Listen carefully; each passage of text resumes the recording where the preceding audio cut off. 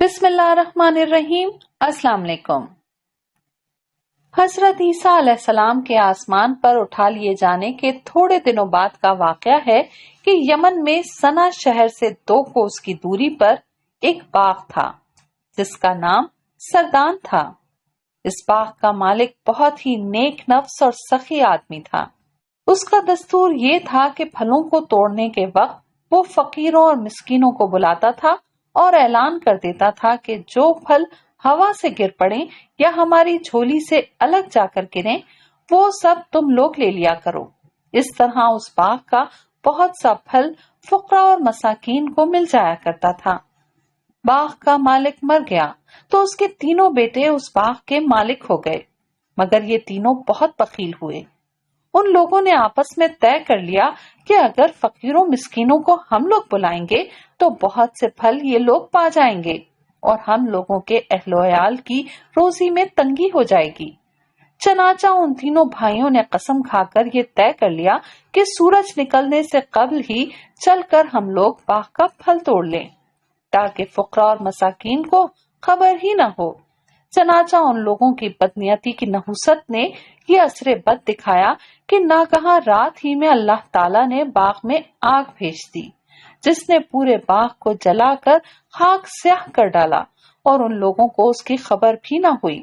یہ لوگ اپنے منصوبے کے مطابق رات کے آخری حصے میں نہایت خاموشی کے ساتھ پھل توڑنے کے لیے روانہ ہو گئے اور راستے میں چپکے چپکے باتیں کرتے تھے تاکہ فقیروں اور مسکینوں کو خبر نہ مل جائے۔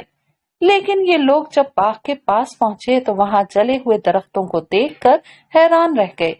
چنانچہ ایک بول پڑا کہ ہم لوگ راستہ بھول کر کہیں اور جگہ چلے آئے ہیں، مگر ان میں سے ایک کا جو بنسبت دوسرے بھائیوں کے کچھ نیک نفس تھا، اس نے کہا کہ ہم راستہ نہیں بھولے ہیں بلکہ اللہ تعالیٰ نے ہم لوگوں کو پھلوں سے محروم کر دیا ہے، لہٰذا تم لوگ خدا کی تسبیح پڑھو۔ تو ان سبوں نے یہ پڑھنا شروع کر دیا، سبحان ربنا انا کنا ظالمین، یعنی ہمارے رب کے لیے پاکی ہے، ہم لوگ یقیناً ظالم ہیں کہ ہم نے فقراء مساکین کا حق مار لیا۔ پھر وہ تینوں بھائی ایک دوسرے کو ملامت کرنے لگے اور سب ہائے رے ہماری تباہی کہہ کہہ کر صدقے دل سے توبہ و استغفار کرنے لگے اور آخر میں یہ کہنے لگے کہ ان قریب ہمارا رب ہم لوگوں کو اس سے بہتر باغ اس کے بدلے میں عطا فرمائے گا، ہم اپنے رب ہی سے توبہ قبول کرنے کے خواستگار ہیں۔ حضرت عبداللہ بن مسعود رضی اللہ تعالیٰ عنہ نے فرمایا کہ ان لوگوں نے سچے دل سے توبہ کر لی تو اللہ تعالیٰ نے ان لوگوں کی توبہ قبول فرما لی اور پھر ان لوگوں کو اس کے بدلے ایک دوسرا باغ عطا فرما دیا جس میں بہت زیادہ اور بہت بڑے بڑے پھل آنے لگے۔ اس باغ کا نام حیوان تھا اور اس میں ایک ایک انگور اتنے بڑے بڑے ہوتے تھے کہ ایک خوشہ ایک خچر کا بوجھ ہو جایا کرتا تھا۔ ابو خالد یمانی کا بیان ہے کہ میں اس باغ میں گیا تھا تو میں نے دیکھا کہ اس باغ میں انگوروں کے خوشے حبشی آدمی کے قد کے برابر بڑے تھے۔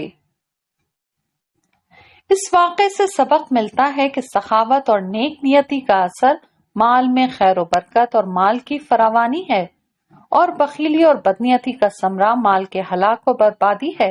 اور یہ بھی معلوم ہوا کہ سچی توبہ کر لینے سے اللہ تعالیٰ زائل شدہ نعمت سے بڑی اور بڑھ کر نعمت عطا فرما دیا کرتا ہے۔